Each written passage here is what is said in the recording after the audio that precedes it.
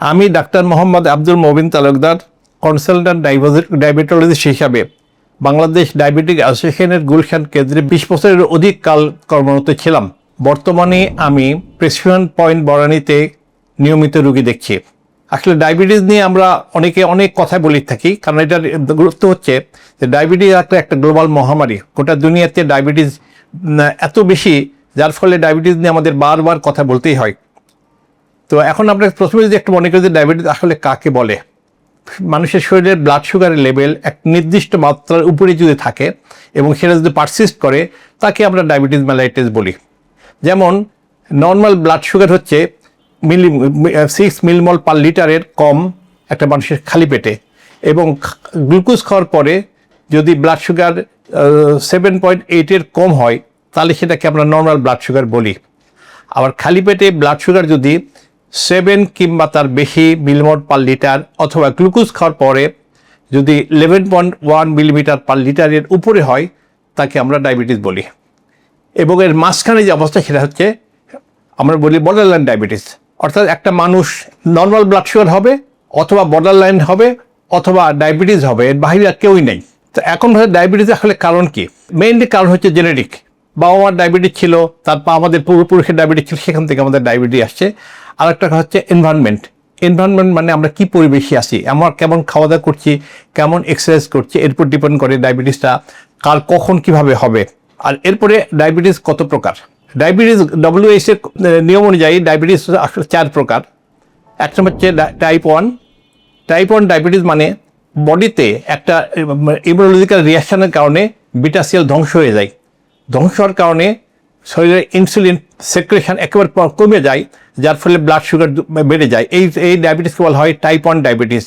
এবং এই ডায়াবেটিস সাধারণত বাচ্চাদের হয়, তবে যে কোনো বয়সের মানুষের হইতে পারে। এরপর আসছে টাইপ 2 ডায়াবেটিস। টাইপ 2 ডায়াবেটিস, এটাকে আমাকে বয়স্কদের ডায়াবেটিস বলি আমরা। তবে এখন মানুষের লাইফস্টাইল চেঞ্জ হওয়ার কারণে, ছোট বয়সে মানুষের ওবেসিটি বাড়ার কারণে খুব 10 বছরের মানুষেরও টাইপ 2 ডায়াবেটিস হচ্ছে। এই ডায়াবেটিসের মেইন কারণ হচ্ছে যে বিটা সেল থেকে ইনসুলিন সেক্রেশন অনেক কমে যায়, প্রয়োজন মতো ইনসুলিন সেক্রেশন হয় না, এবং যতটুকু ইনসুলিন সেক্রেশন হয় সেটা ভালো কাজ করতে পারে না, এই জন্য এই ডায়াবেটিসটা হয়। তারপর হচ্ছে জেস্টেশনাল ডায়াবেটিস। জেস্টেশন মানে কি? গর্ভজনিত কারণে, গর্ভধারণ জনিত কারণে ডায়াবেটিস হয়। একটা মহিলা যখন গর্ভধারণ করেন, তখন বডিতে কিছু হরমোন তৈরি হয়, এবং এই হরমোন বডিতে ইনসুলিনের কাজ করতে বাধা দেয়, যার ফলে তার ব্লাড সুগার বেড়ে যায়। এটাকে বলা হয় জেস্টেশনাল ডায়াবেটিস মেলাইটাস। আর হচ্ছে অন্য কোনো সমস্যার কারণে যদি ডায়াবেটিস হয়, যেমন একটা মানুষের থাইরয়েডের হরমোনের লেভেল অনেক বেড়ে গেছে, অথবা কিছু ওষুধ খায়, যেমন স্টেরয়েড ওষুধ খাওয়ার এখানে ব্লাড সুগার বেড়ে দিতে পারে। প্যানক্রিয়াসের কিছু অসুখের কারণে, অথবা গ্রোথ হরমোন লেভেল বেড়ে যাওয়ার কারণে যে ডায়াবেটিস হয়, সেই ডায়াবেটিসকে সেগুলো বলা হয় সেকেন্ডারি ডায়াবেটিস। এবার আসছে ডায়াবেটিসের আসলে উপসর্গ কী। টাইপ 1 ডায়াবেটিস যেটা বডিতে ইনসুলিন সেক্রেশন একেবারে হয় না বললেই চলে, এই ডায়াবেটিসের উপসর্গ অনেক বেশি থাকে। যেমন প্রস্রাব পরিমাণ অনেক বেড়ে যাওয়া, 1 নাম্বার। 2 নম্বর হচ্ছে অনেক পিপাসা লাগা এবং দ্রুত ওজন কমে যাওয়া। এমনকি প্রতি সপ্তাহে 2 থেকে 3 কেজি ওজন কমে যেতে পারে একটা মানুষের। এর সঙ্গে আসে খাওয়ার রুচি অনেক বেড়ে যাওয়া, আর হচ্ছে দুর্বলতা। এটা হচ্ছে টাইপ 1 ডায়াবেটিসের নিয়ম, উপসর্গ।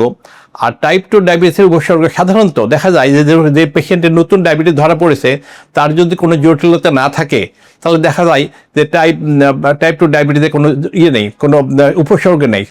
এই জন্য ডায়াবেটিসকেই নিঃশব্দ আততায়ী বলা হয়। এটা কোনো সিমটম থাকে না, নিঃশব্দে মানুষের কিডনি অথবা চোখে নষ্ট করে দেয়। এবং এই যে টাইপ 1 ডায়াবেটিস, সেটা হচ্ছে মানুষের অনলি যত ডায়াবেটিস আছে 5 থেকে 6% টাইপ 1 ডায়াবেটিস, আর বাকি 94 থেকে 95% ডায়াবেটিস হচ্ছে টাইপ 2 ডায়াবেটিস। এবার হচ্ছে যে ডায়াবেটিস যদি এত সিমটম না থাকে, তাহলে ডায়াবেটিস এত চিকিৎসা প্রয়োজন কেন? আসলে ডায়াবেটিসের মেইন সমস্যা হচ্ছে ডায়াবেটিসের জটিলতা। ডায়াবেটিস জটিলতা খুবই ভয়াবহ, এবং সেটা অনেক নিঃশব্দে ঘটে। যখন খুব খারাপ অবস্থায় যায়, তখন সেটা প্রকাশ পায়। এই জন্য ডায়াবেটিস চিকিৎসা এত গুরুত্বপূর্ণ। এবং যখন একবার খারাপ হয়ে যায়, সেখান থেকে আর ফেরত আসে না। একটা মানুষের জন্য ডায়াবেটিসের কারণে যে চোখ নষ্ট হয়ে যায়, অন্ধত্ব হয়ে যায়, সেটা আর ফেরত আসে না। অথবা কিডনি যখন খারাপ হয়ে যায়, যেখানে রেনাল ফেলও বলি, সেটা ফেরত আসে না। এই জন্য ডায়াবেটিস চিকিৎসা করা এত গুরুত্বপূর্ণ। এবং ডায়াবেটিস জটিলতা সাধারণত দুই রকমের, একটা অ্যাকুট বলি আমরা, যেটা কয়েক সপ্তাহের মধ্যে বা কয়েক দিনের মধ্যে হইতে পারে। আরেকটা হচ্ছে একটা হচ্ছে ক্রনিক, যেটা 5 বছর ডায়াবেটিস হওয়ার পরে, 5 থেকে 10 বছর পরে যেটা ধরা পড়ে। এবং অ্যাকুট যেটা, সেটা হচ্ছে সাধারণত টাইপ 1 ডায়াবেটিসে বেশি হয়। হঠাৎ করে শরীরে অ্যাসিডের পরিমাণ বেড়ে যায়। অ্যাসিডের পরিমাণ বেড়ে গেলে সাধারণত বাচ্চাদের হয় এবং সাথে সাথে শ্বাসকষ্ট হয়। এবং একটা বাচ্চার যখন হঠাৎ করে শ্বাসকষ্ট শুরু হয়, তখন আমরা যখন চিন্তা করি তার নিউমোনিয়ার কথা চিন্তা করি অথবা অ্যাজমার কথা চিন্তা করি। সাথে সাথে আমাদের চিন্তা করা হচ্ছে ডায়াবেটিসের কারণে হইতে পারে এটা। ডায়াবেটিস যখন বডিতে অ্যাসিড পরিমাণ বেড়ে যায়, সেখানেও আমরা ডায়াবেটিক কেটোঅ্যাসিডোসিস বলি। আর আরেকটা হচ্ছে ডায়াবেটিসের কারণে আমরা যে চিকিৎসা করি, ইনসুলিন বা ট্যাবলেট ইউজ করি, তার কারণে ব্লাড সুগার হঠাৎ করে কমে যায়, তাকে বলা হয় হাইপোগ্লাইসিমিয়া বলি আমরা। অর্থাৎ একটা মানুষের যখন ব্লাড সুগার 70-এর নিচে নেমে আসে, সেটাকে আমরা হাইপোগ্লাইসিমিয়া বলি। এবং এটা ওষুধের কারণে হতে পারে, ইনসুলিন কারণে হতে পারে।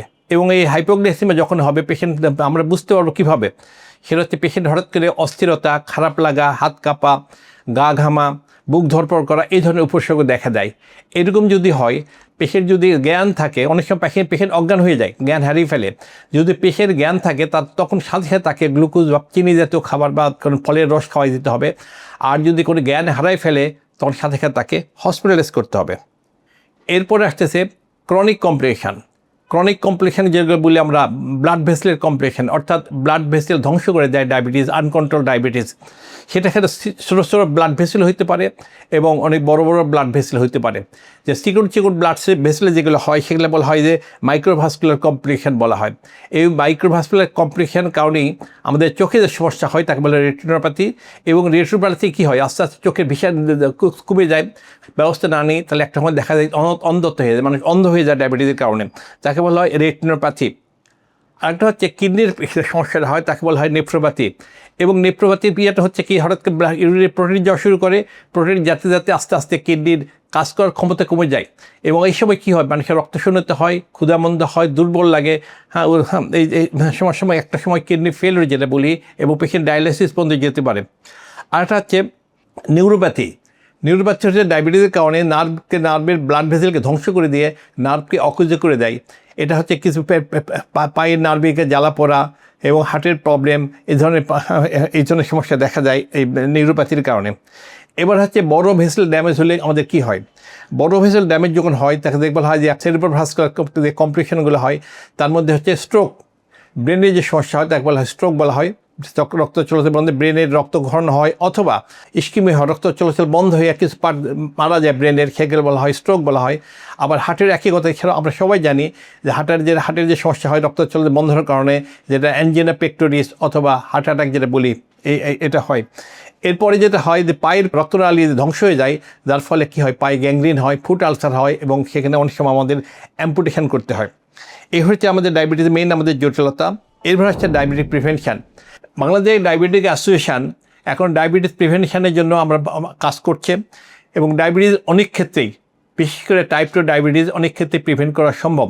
এবং যদি প্রিভেন্ট করতে আমরা নাও পারি, আমরা ডিলে করা সম্ভব। যে ডায়াবেটিসটা 20 বছর বয়সে হতো বা 15 বছর বয়সে হতো, সেটা হয়তো আমরা 40 বছর 50 বছরে নিয়ে যেতে পারি। সেক্ষেত্রে যাদের ফ্যামিলিতে ডায়াবেটিস আছে, যারা ওভারওয়েট খাওয়া নিয়ন্ত্রণ করে না, তাদের ওজন অনেক বেশি, অথবা বর্ডারলাইন ডায়াবেটিস ধরা পড়েছে, সেই ক্ষেত্রে আমরা কিছু ব্যবস্থা নেই, যেমন তার খাওয়া দাওয়া নিয়ন্ত্রণ করি আমরা, এবং নিয়মিত এক্সারসাইজ করা, এবং কিছু ওষুধ যেমন মেটফর্মিন, এই ধরনের ওষুধ ব্যবহার করলে ডায়াবেটিস প্রিভেন্ট করা যায় অনেক ক্ষেত্রেই, এবং না হলে ডায়াবেটিস ডিলে করা সম্ভব।